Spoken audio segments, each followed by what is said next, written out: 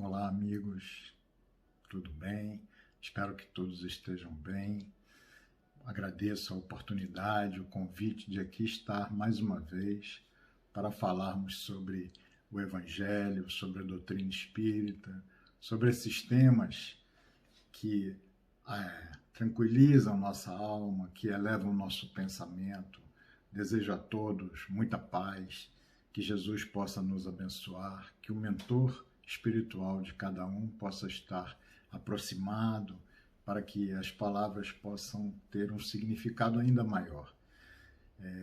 O tema de hoje é o jugo leve, uma fala de Jesus muito especial, uma fala onde ele vai nos concitar a aprender dele e a seguir sobre aquele que seria o seu jugo. Nós vamos detalhar o que seria o seu jugo, de que maneira que ele nos orienta para que possamos, caminhando no seu jugo, ter um fardo mais leve, ter um fardo que nos possibilita uma vida de mais tranquilidade, de mais paz.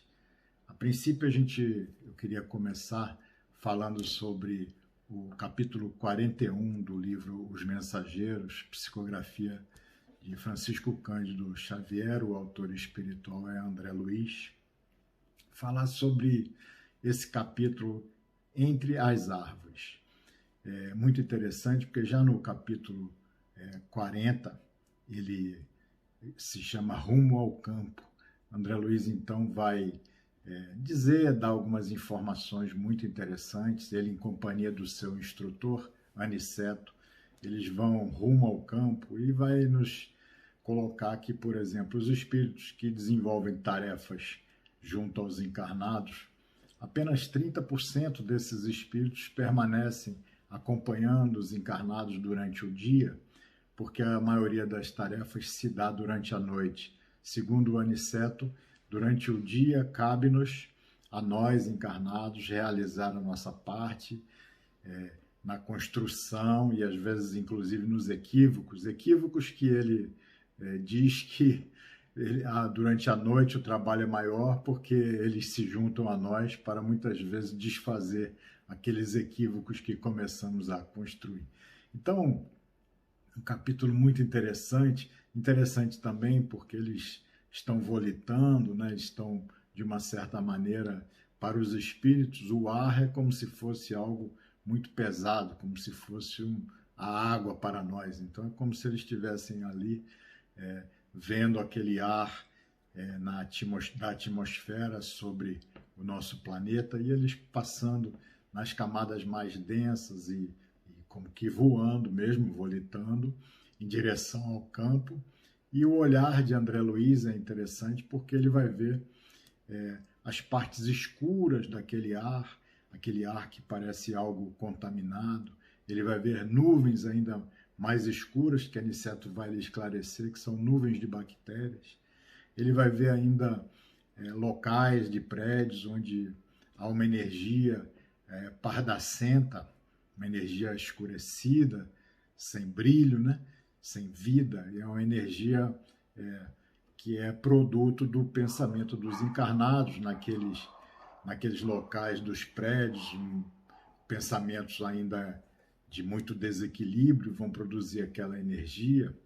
E aí o companheiro de André Luiz vai colocar que imagina como é difícil a vida dos encarnados, como é perigoso estar encarnado, né? Então, é interessante porque é isso mesmo, nós vivemos neste ambiente em que não reconhecemos os perigos, não reconhecemos todas essas dificuldades do plano espiritual que nos cerca e muitas vezes nos lançamos de forma inconsequente em função dos pensamentos que mantemos, em função das atitudes que nós mantemos, nós vivemos de forma inconsequente sem prestar atenção naquela energia que nos rodeia ou que está, de certa maneira, se aproximando de nós em função desses pensamentos.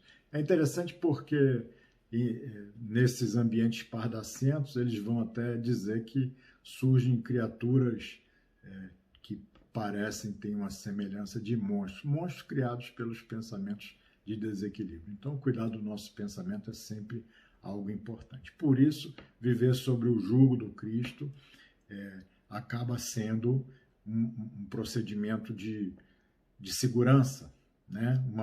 Algo que pode nos levar a uma condição de mais tranquilidade nesse nosso viver. Mas nós vamos detalhar. No capítulo 41, esse é o objetivo dessa fala, eles chegam já numa área onde existem plantações, onde existem pessoas, e se aproximam de um acidente que houve porque um burro acertou a cabeça daquele que era o seu proprietário com a pata, deu um coice na cabeça e aquela pessoa se encontrava deitada no chão, sangrando, e existiam muitos espíritos, existiam encarnados e existiam muitos espíritos ali ao lado, eles se aproximaram, em função da condição espiritual de Aniceto, são recebidos com uma certa reverência por aqueles espíritos que lá estavam, e aí eles presenciam o diálogo onde um daqueles espíritos é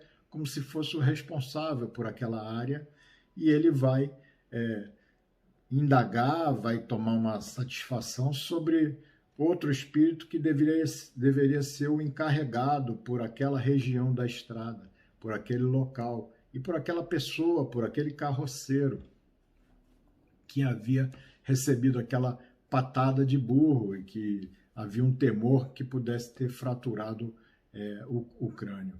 Então, o número de desencarnados que auxiliava aquele pequeno grupo era um número muito grande de desencarnados. Aniceto vai dizer que muitos espíritos se dedicam para conquistarem méritos para uma nova encarnação, eles se dedicam ao trabalho junto às florestas, junto a toda essa biologia que nós temos, auxiliando os animais inferiores, coordenando e também auxiliando os homens, tomando conta dos homens, dos locais, organizando e cuidando, né? Então, aquele que era como responsável do local vai questionar: Glicério, como permitiu semelhante acontecimento? Esse trecho da estrada é sobre sua responsabilidade direta. E aí o Glicério vai responder: não é culpa minha, é porque esse encarnado, esse homem é muito grosseiro no tratamento com o animal. Ele só estima a praga e o chicote. Ele perturbou tanto o burro, tanto o castigou, que ele pareceu até mais animalizado. Meu auxílio espiritual se tornou insuficiente. Então eles terminam por concordar que foi a atitude do encarnado que produziu aquele acidente, não uma falha daquele que seria o responsável por cuidar daquele lugar.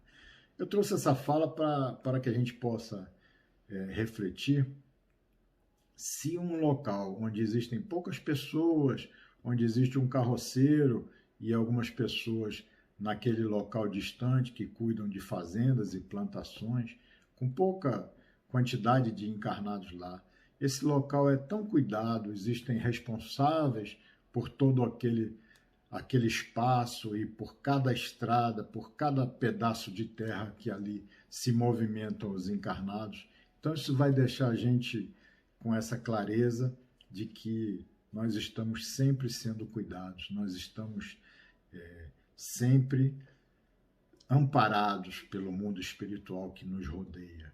Então, se a gente realmente se conduzir de uma maneira equilibrada, nós vamos ter sempre esse apoio, essa inspiração que vai auxiliar a nossa trajetória, né? Nesse momento passa a ser algo importante, essa certeza de que estamos amparados, de que estamos cuidados, né?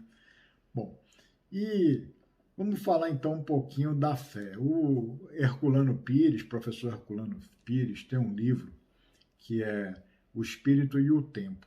Então ele vai falar que existem horizontes da fé, formas como dos indivíduos enxergarem aquilo que escapava o conhecimento deles. A princípio, diz ele, tudo começa no horizonte tribal, onde há uma adoração rudimentar, o medo do desconhecido, a litolatria, adoração a pedras e rochas, a fitolatria, adoração a vegetais, das folhas, a zoolatria, adoração aos animais, o politeísmo, adoração a vários deuses. Isso foi a maneira do homem se relacionar com aquilo que escapava ao seu conhecimento, aquilo que ele não conseguia compreender, aquilo que poderíamos chamar da força superior do Deus propriamente dito. Depois o ser humano avança e caminha para um horizonte agrícola, onde o céu é o Deus Pai e a terra é a deusa Mãe. E com a chuva, com o calor, o Deus Pai vai fecundar, um vai fecundar o outro e vai nascer a produção. Aí o homem desperta para esse seu interior. Mais à frente, no horizonte civilizado, o culto aos chefes, que são respeitados como deuses. O monarca passa a ser como se fosse um deus, um senhor absoluto do povo. Sua palavra é verdade absoluta. Nessa fase bem materializada, os próprios romanos, o imperador romano era tido como se fosse um próprio Deus, o que hoje o que nós sabemos que não é a realidade, mas até hoje alguns ainda carregam essa ideia que trazem lá do passado, em que enxergam os chefes da nação, enxergam os reis como sendo alguma pessoa especial, alguém que esteja isento de erros, né? Então, isso até hoje ainda caminha com a gente perde às vezes a razão na hora que a gente analisa alguém que se coloca numa posição de chefe, de superior. Depois vem o horizonte profético, né? A fase daqueles profetas da Bíblia, que começam então a formular os juízos éticos, jurídicos, religiosos. É algo mais aproximado da gente, nascendo esse conceito do Deus único, do Deus supremo. Aí, mais à frente, que é o que nós vivemos hoje, estamos no horizonte espiritual, onde o homem, como espírito, está sujeito ao progresso. Como lei de evolução natural, pode chegar à condição de anjo pelo seu esforço no bem. Então, isso é muito interessante a gente refletir, principalmente nós que somos adeptos da doutrina espírita, para refletirmos que o próprio Jesus, o próprio Cristo, não é também alguém que trilhou esse caminho que nós estamos trilhando. Obviamente que é um irmão muito mais velho, há 5 bilhões de anos praticamente, já era um espírito puro que conduzia a formação do nosso orbe, né? Mas as pessoas muitas vezes interpretam e enxergam Jesus de uma maneira mítica, né? Mas sem entender, cultuando e imaginando que o adoram, que o amam, mas sem fazer aquilo que ele nos diz que deve ser feito. E tem uma história muito interessante sobre Gandhi, que certa feita estava passando na Inglaterra e Inglaterra dominava a Índia e ele estava passando numa praça, um soldado inglês viu aquele indiano e deu-lhe um soco, ele caiu e levantou e não falou nada, e o soldado deu o segundo soco e ele caiu novamente, levantou e não falou nada. No terceiro soco que dá, ele cai e levanta, e o soldado inglês vai dizer para ele: você é covarde que não reage? Ele: não, na verdade eu não reajo porque eu tento seguir esse que está no crucifixo do seu pescoço. Então aquele soldado tinha um crucifixo de Jesus, mas não praticava nada daquilo que Jesus falava.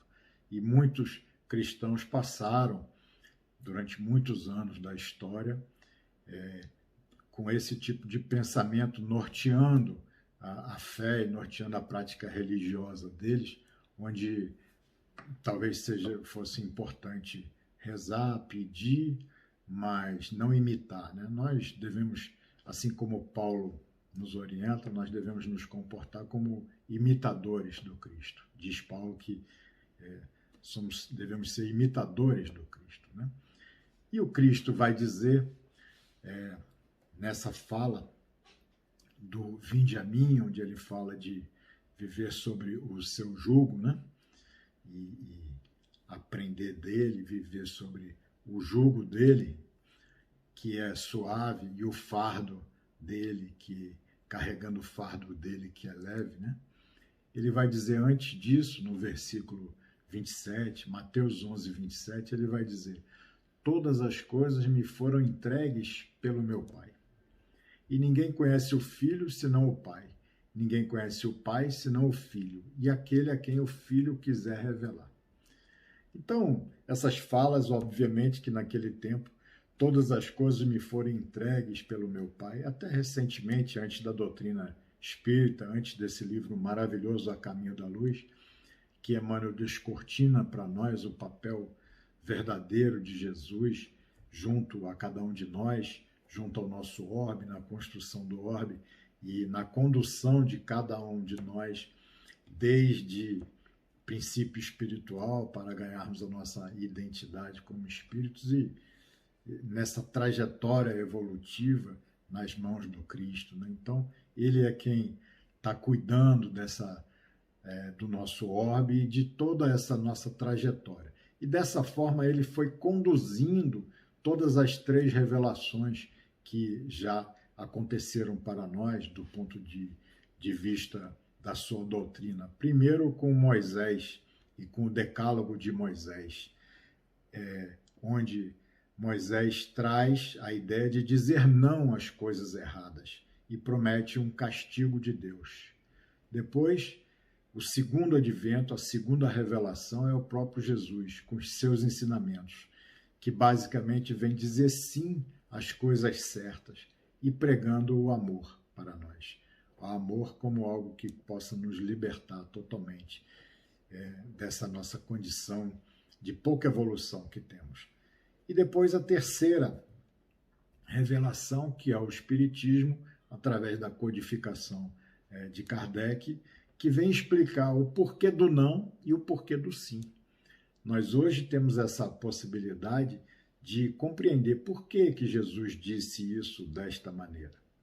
E por que Moisés disse o não? E por que o não, de que maneira o não impacta na nossa trajetória evolutiva? De que maneira que dificulta a nossa caminhada? E de que maneira que esse sim bem compreendido pode nos facilitar a caminhada? Então Jesus trouxe esse código moral para o espírito que vive nos mundos celestes. E nós, se conseguirmos nos formar nesse conceito e nessas propostas, nós estamos aptos para viver em outros orbes já de grande evolução. Obviamente que é uma formatura difícil para todos nós. Mas o que é o jugo? Porque Jesus vai dizer, no 27, ele vai dizer aquilo que todas as coisas me foram entregues pelo meu Pai. E aí no versículo 28 ele vai dizer: vinde a mim todos que estáis cansados e oprimidos, e eu vos aliviarei. Tomai sobre vós o meu jugo e aprendei de mim, que sou manso e humilde de coração, e encontrareis descanso para a vossa alma, porque meu jugo é suave e o meu fardo é leve. Então, basicamente, a gente, tomando o jugo dele, aprendendo dele, nós vamos encontrar o descanso para a nossa alma. É diferente, porque a ideia anterior era aquela... o jugo, na verdade, o que é o jugo? O jugo é uma peça de madeira que era usada para atrelar bois a uma carroça ou um arado. Então, o jugo era aquela peça de madeira que disciplinava o boi, a vaca, para que eles pudessem, de alguma maneira, fazer a plantação naquele ambiente agrícola. Então, o jugo, Jesus utiliza essa comparação do jugo como para que possamos compreender que aquele jugo que, de certa maneira, disciplinava os animais na plantação, no arado, aquele jugo trazia sofrimento aos animais, trazia dificuldade àquela parelha de bois. E aí ele vai fazer essa comparação daquele jugo, dizendo que o jugo dele não traz essa dificuldade. O jugo dele é suave. Então porque aquele jugo que era aplicado nos animais era uma sujeição imposta pela força, né? Uma opressão naquele animal. E que determinava um vínculo de submissão do animal e de obediência.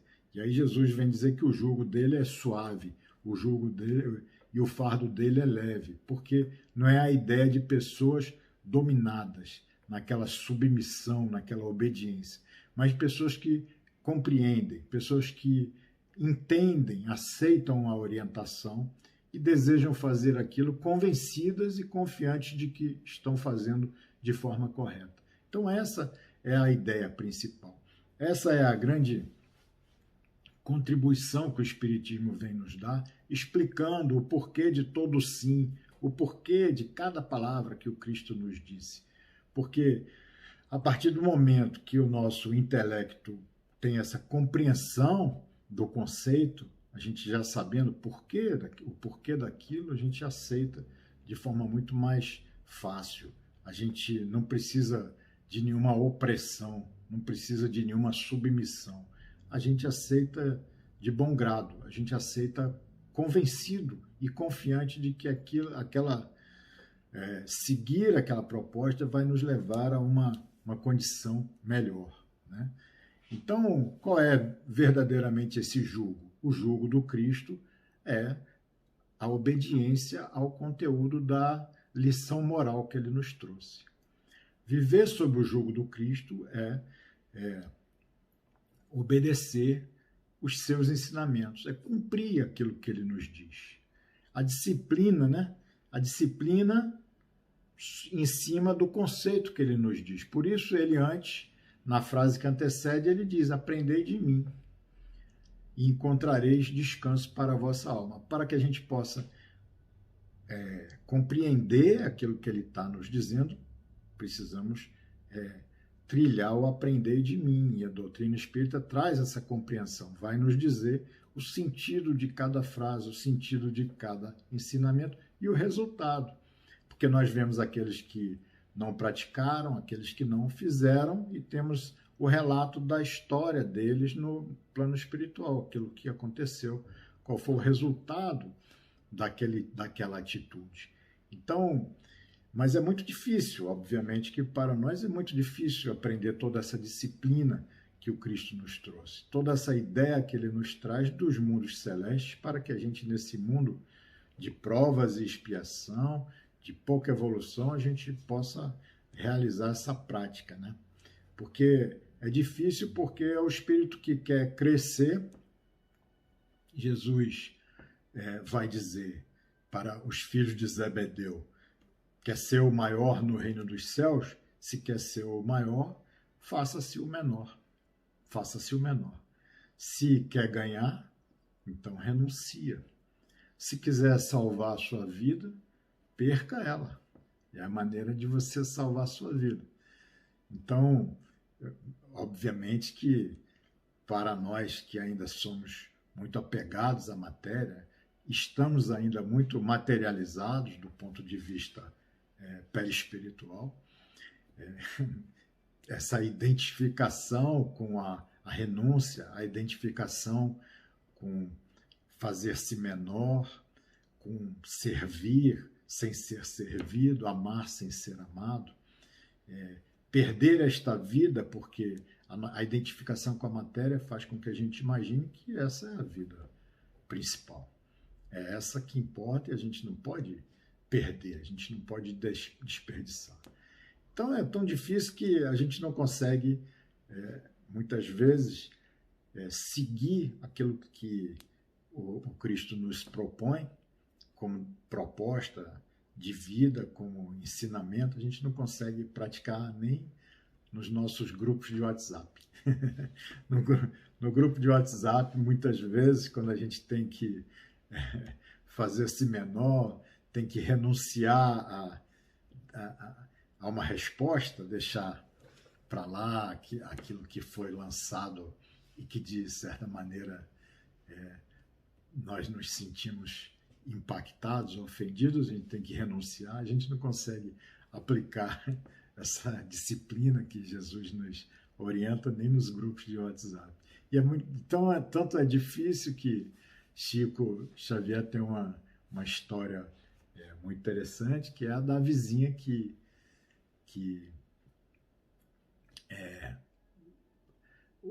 ajudou entregando veneno para o seu cachorro, porque acho que ela pensava que o cachorro dele estava dando muito trabalho para ele, e quando ele saía para o centro espírita, o cachorro latia, incomodava ela, então ela quis ajudá-lo, diminuindo o trabalho dele, diminuindo a dificuldade do cachorro que ficava sozinho, então ela deu o veneno para o cachorro, e ele adorava o cachorro dele morreu envenenado, e ele, sabendo da situação, do que ocorreu, né? E Emmanuel vai dizer para ele que ele devia perdoar, devia se libertar dessa mágoa e perdoar. E aí ele vai dizer para Emmanuel, veja, para que a gente possa ter uma ideia de como é difícil, ele vai dizer para Emmanuel, você só pode estar brincando comigo. Que ele tinha que encontrar uma maneira de fazer com que ele perdoasse ela verdadeiramente, que ela ficasse gostando muito daquilo que ele fizesse por ela. Ele só pode estar brincando, né? Isso deve ser uma brincadeira. E a resposta de Emmanuel é exatamente essa: não. Esse é o jugo de Jesus. Então, eu tô te orientando, se você quiser seguir o jugo do Cristo, essa é a lição. É isso que o Cristo nos orienta a fazer. Você tem que perdoar. E aí ele vai comprar para ela, para a vizinha, em retribuição ao que ela fez, ele vai comprar para ela uma máquina de costura, vai dividir em, sei lá, 10 encarnações, que ele ganhava pouco, não tinha condições para dar essa máquina de costura, mas divide em muitas prestações e dá para ela de presente uma máquina de costura. E ela, quando recebe a máquina de costura, lança uma energia tão positiva, luminosa, que quando a energia chega a ele toma aquele impacto de uma energia de amor que foi lançada em direção a ele.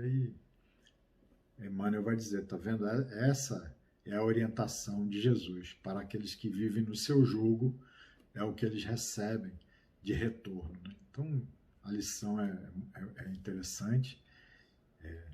Emmanuel é muito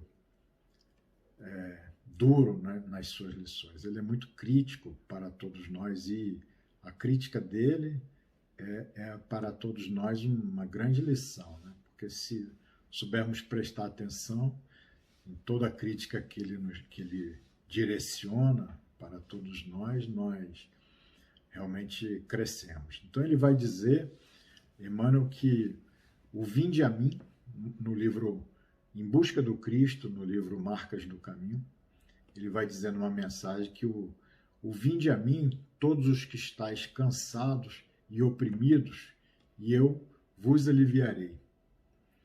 Ele vai dizer o seguinte, que se sofres, não se esqueças do Vinde a mim do Divino Mestre, e procura com ele o manancial da consolação.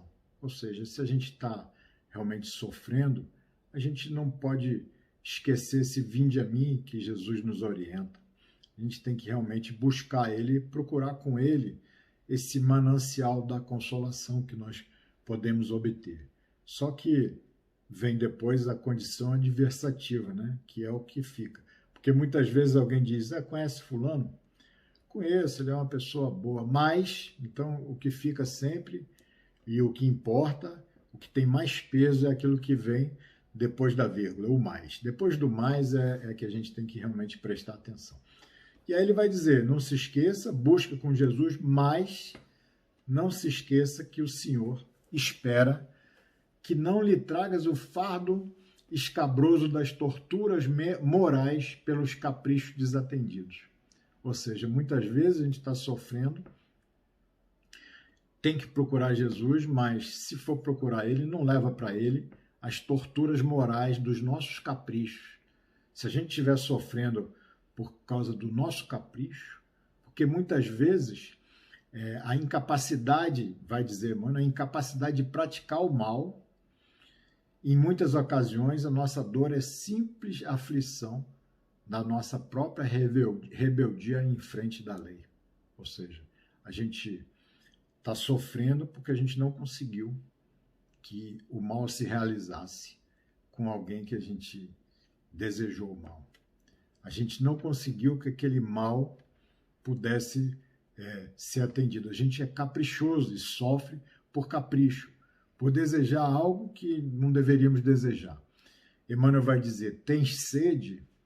Busca a fonte das águas vivas, mas tenha certeza de que busca no Cristo a fonte das águas vivas, mas tenha certeza de que a corrente cristalina vai apagar de ti a volúpia do conforto e o anseio indébito de ouro e dominação. Porque muitas vezes a gente tem sede, mas é sede de dominação, é sede do ouro, é sede de querer algo em exagero, é sede produzida pelo nosso orgulho, pelo nosso egoísmo. Aí ele vai dizer, se tem sede, busca o Cristo. Mas não se esqueça que quando você caminhar nas águas vivas que ele lhe entregar, você realmente vai ter apagado esta sede produzida por esta volúpia, por esse egoísmo, por esta condição. Vai dizer, Emmanuel, sente-te enfermo? Está se sentindo doente? Procura Jesus, que é o divino médico. Contudo, pede-lhe conceda remédio para as tuas próprias inclinações e desordens e excessos. Ou seja, muitas vezes estamos enfermos por conta destas nossas inclinações aos excessos, às desordens, e porque procedem de nós mesmos essas vibrações enfermiças, diz Emmanuel, que te constrange ao desequilíbrio orgânico. Há muita dor que é simplesmente inconformação e desrespeito aos estatutos da lei. Há muita sede que é mera ambição desregrada, atormentando a alma e arrastando-a para resvaladouros da treva. Há muita fome que não é senão exigência descabida do espírito invigilante. Há muita moléstia que expressa tão somente a intemperança mental dos hábitos viciosos que deve extirpar.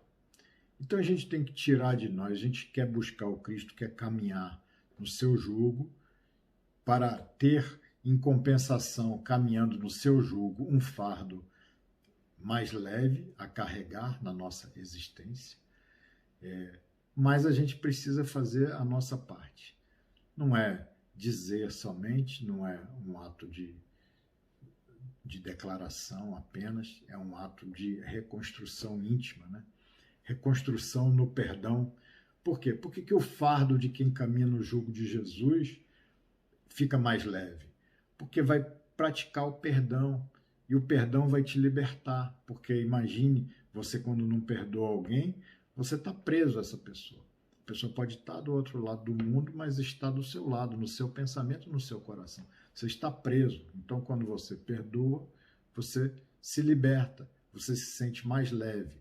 Porque se você odeia alguém que está na tua mente, no teu coração, você nessa convivência da tua lembrança, da pessoa no teu pensamento o tempo todo, você vai se ficar teso, você vai ficar tensionado, você vai ficar estressado. Quando você deixa ir, quando você se liberta, quando você perdoa, você relaxa. E aí o teu fardo fica mais leve. E aí a tua vida fica mais tranquila. Por isso que o jugo de Jesus é suave e vai produzir essa condição do seu fardo ser leve, né? O suave, na verdade, é a palavra crestos, que tem vários significados, tem quase 7 significados na Bíblia. O significado de melhor, então meu jugo é melhor, tem o significado de benéfico, tem o significado de bom, tem vários significados, mas que quer dizer sempre a mesma coisa, é ser algo melhor para nós, ser algo benéfico para todos nós, né? Então, essa busca envolve busca ao Cristo, busca ao jugo do Cristo, envolve a mudança de paradigma na nossa existência. Então a gente tem que mudar o paradigma da existência. Na hora que caminhamos com o jugo do Cristo, temos que fazer esse checklist, essa verificação, se realmente estamos caminhando no jugo do Cristo. Se estamos caminhando naquilo que tem identidade com a proposta dele. Será que estamos caminhando na identidade da sua proposta? Por exemplo, nós já entendemos que há uma interdependência entre todos os seres, entre todas as pessoas, que a nossa atitude, a nossa ação vai ter reflexo em outras pessoas. Já entendemos que quando nós fazemos o bem, esse bem vai atingir aos outros. Quando nós limpamos, varremos a nossa rua limpa vai impactar todos aqueles que por ela transitam. Então, essa interdependência entre as existências. Ninguém pode ter mais para guardar, a gente tem que saber dividir aquilo que temos, né? A gente já sabe, já consegue compreender o planeta como sendo a morada dos animais que são nossos irmãos e também a nossa morada, porque daqui a alguns anos nós desencarnamos, mas para cá voltaremos. Então nós temos que construir um planeta que possa nos receber de volta. Não só nossos filhos, a nós mesmos. Aqui voltaremos. E aos animais, sem permitir que espécies desapareçam. A gente tem que preservar e a gente tem que cuidar desses animais que são irmãos menores, né? Que estão num processo também de desenvolvimento do princípio espiritual para ganhar certo momento, certo tempo mais à frente, a identidade espiritual como espírito, né? Talvez nunca nesse orbe, em outro orbe, obviamente, né? A gente já tem ideia de que a gente não pode agir com violência, que a violência nas nossas atitudes e nos nossos discursos, ela, de uma certa maneira, ela prejudica a paz de forma global, a paz do outro, a paz do mundo. E o culto dessa paz tem que ser, por nós, uma proposta a ser intensificada, a ser realizada. Já entendemos isso? Então, por aí, isso tudo faz parte do jugo do Cristo. A gente já entende a importância do conhecimento, de adquirir conhecimento. Nós, independente da idade que nós temos, o conhecimento não se perde. Quanto mais conhecimento a gente obtém, mais preparados nós estamos para as próximas oportunidades e para a própria vivência na sequência, porque não existe a vida aqui e a vida lá, não são duas coisas diferentes. Uma é a continuidade da outra. Há uma continuidade, só que eu estou num plano e depois estarei em outro plano, mas não são duas pessoas diferentes. Então, quanto mais preparado eu estiver, melhor eu vou desempenhar para compartilhar o conhecimento, para auxiliar os outros também. Intensificar esse nosso encontro consigo mesmo para descobrir aquilo que tem dentro de mim, aquilo que eu posso oferecer a Jesus, né? Joana de Anjos vai dizer no livro Jesus à luz da psicologia, Jesus e o Evangelho à luz da psicologia profunda, que Jesus oferece uma terapia que recupera e ao mesmo tempo liberta. Recupera porque quando nós procuramos caminhar no jugo do Cristo, nós deixamos os nossos vícios, os nossos condicionamentos do passado. Nós procuramos, de certa maneira, modificar o nosso comportamento, nossa atitude, deixando para trás os vícios e condicionamentos. E vai nos libertar porque, livre desse contingente perturbador, desses reflexos do passado, a gente vai criar novos reflexos. Porque, distante da terapia de Jesus, distante do jugo de Jesus, nós continuamos numa roda viva, fazendo as mesmas coisas, indo e voltando para viver os mesmos reflexos. Quando a gente se coloca numa postura de seguidor do Cristo, de imitador dele, a gente cria novos reflexos e isso vai fazendo com que a gente possa, então, estar libertado. Fiquemos mais libertos, né? Porque quem de nós, né, que a partir do que nós conhecemos da doutrina espírita, a partir do que nós conhecemos das falas de Jesus, acho que não tem nenhum de nós que vai poder dizer que não se transformou e nenhum de nós vai poder dizer que é a mesma pessoa. Todos nós somos realmente uma pessoa melhorada, uma pessoa mais iluminada, né? Porque a gente começa a conquistar uma luz interior que o Cristo nos oferece, né? Joana vai dizer também que a predominância da sombra, do lado escuro, é um efeito da ignorância, que não é culpa, né, de ninguém. Mas essa predominância da sombra vai fazer da nossa existência um fardo pesado para conduzirmos, né? Então, quem melhor, para a gente caminhar aqui para o final da fala, quem melhor do que Maria de Magdala para exemplificarmos como aquela que soube viver sob o jugo de Jesus. E no livro Boa Nova nós temos a história dela, e que é uma história belíssima. Acho que recomendo que todos possam ir no Boa Nova, capítulo 20, para tomar contato com essa beleza, onde ela vai ouvir a palavra do Cristo, e ela vivia numa vila romana de luxo, né? com grandes recursos, né?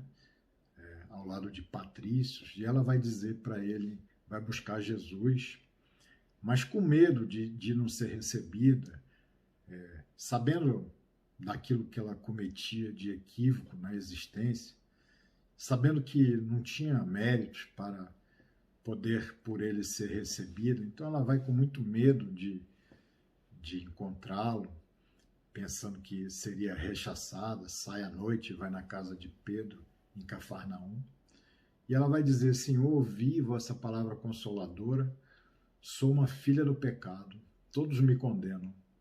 Porém, mestre, observa que eu tenho sede do verdadeiro amor. Jesus então vai dizer para ela sobre aquele medo que ela tinha de não ser recebida: acaso poderias pensar que alguém no mundo estivesse condenado ao pecado eterno? Onde estaria então o amor de nosso Pai? Nunca viste a primavera dar flores sobre casas em ruínas? As casas em ruínas são os homens, e as flores é a mão de Deus que, de certa maneira, os atende, né? E ela vai dizer: no entanto, Senhor, tenho sede de amor, tenho amado e tenho sede e sido amada, mas permaneço com sede de amor. E ele vai dizer: sim, Maria, sua sede é real, porque o mundo viciou todas as fontes de redenção. Olha que fala profunda. O mundo viciou todas as fontes de redenção. O mundo, de certa maneira, viciou, maculou todas as fontes de redenção, maculou o próprio amor, transformando o amor em algo que se permuta, numa troca, transformando o amor, muitas vezes, naquele conteúdo apenas erótico. Então ele vai dizer: se o mundo viciou todas as fontes de redenção, e é imprescindível que compreenda em suas sendas a virtude tem que marchar por uma porta estreita. O que verdadeiramente ama conhece a renúncia. E ela pergunta: Senhor, só o amor pelo sacrifício poderá saciar a sede do coração? E ele tem um gesto afirmativo e diz: somente o sacrifício contém o divino mistério da vida. Viver é saber imolar-se. Será que nós sabemos de nossa parte? Nós estamos sabendo viver? Viver é saber imolar-se. Viver é saber realizar um sacrifício, pequeno que seja. Viver é começar a treinar, não se chatear com as coisas mínimas, treinando para as dificuldades maiores. Então, viver é saber imolar-se, a palavra do Cristo no Boa Nova. Somente o sacrifício contém esse mistério da vida. E ela soube, ela aprendeu depois da morte dele, e a história vai dizer em detalhes, ela tentou se aproximar dos apóstolos, mas eles não acreditavam na modificação dela, acharam que ela poderia prejudicar. E ela vai, certa feita, se encontrar com um grupo de leprosos, infelizes, cansados e tristes. E ela começa a falar de Jesus. Eles foram expulsos da cidade, porque era um grupo de leprosos. Ela vai com eles e a palavra dela sobre Jesus sempre os confortou, os animou. E ela fez essa transformação, ao ponto que, no momento que ela desencarna, Boa Nova vai dizer Maria, que Jesus aparece dizendo para ela: Maria, já passaste pela porta estreita. Amaste muito, vem, eu te espero aqui. Então, essa é uma história belíssima. Maria vai voltar 15 séculos depois para viver como Teresa de Ávila, que via o próprio Jesus, ele aparecia para ela, conversava com ela. Ela dizia para os confessores dela que Jesus tinha aparecido e conversava com ela, e os confessores diziam para ela que para que quando ele aparecesse ela fizesse figa, que ela apresentasse figa para ele, e quando ele aparecia para conversar com ela, ela fazia figa com tanta intensidade que Jesus vai dizer, um dia ele vai dizer: calma, minha filha, calma, fique tranquila, não precisa disso, sou eu mesmo, fique tranquila. E ela vai, então, transformada, depois de um momento em que Jesus vai dizer para ela que ela não precisava mais aprender com os homens, que ela iria aprender com os santos, e coloca espíritos de hierarquia muito superior para aparecerem a ela e instruírem na condução da existência. E ela vai, então, formar lá o seu convento, o seu Carmelo. Ela era do convento das Carmelitas. Ela, então, vai fundar o Carmelitas Descalço, que tinha uma seriedade muito maior, vivia somente de doações. E ela vai reformar na Espanha de 1500, que tinha muitas guerras.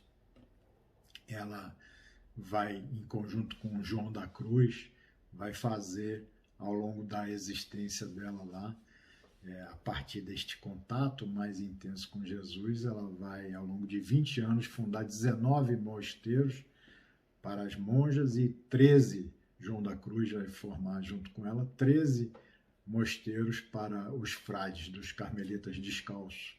Numa época em que a Espanha, em guerra, perdia muitos tutores e muitas famílias ficavam desassistidas, com viúvas e órfãos, e esses 32 mosteiros que ela constrói na Espanha vai abrigar muitas pessoas e vai produzir muita caridade. E é isso. Ela tem uma frase que é muito bonita e muito de acordo com o nosso momento atual. Nada te perturbe, nada te espante, tudo passa. Só Deus não muda. A paciência tudo alcança. Quem tem a Deus, nada lhe falta. Só Deus basta. Que Jesus possa abençoar cada um de vocês, que cada um possa identificar o jugo de Jesus como as suas propostas para a nossa existência, através do amor, do esforço, do perdão, e caminhar com o fardo das dificuldades mais mais leve, menos pesado por conta dessa nossa escolha. Que Jesus nos abençoe a todos. Muito obrigado.